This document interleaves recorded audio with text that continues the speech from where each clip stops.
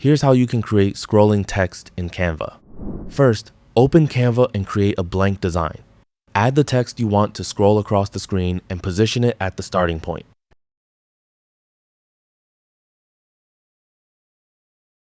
Next, duplicate the page to create a second page. On the second page, move the text to where you want the scrolling animation to end. Now, hover your cursor between the pages at the bottom.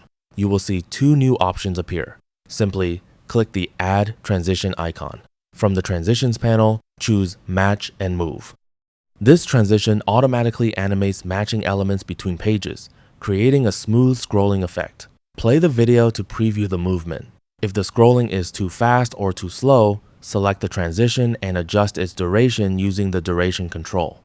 Make sure the text appears on both pages so Canva can match the element correctly between the starting and ending positions. That's all for this video. Thanks.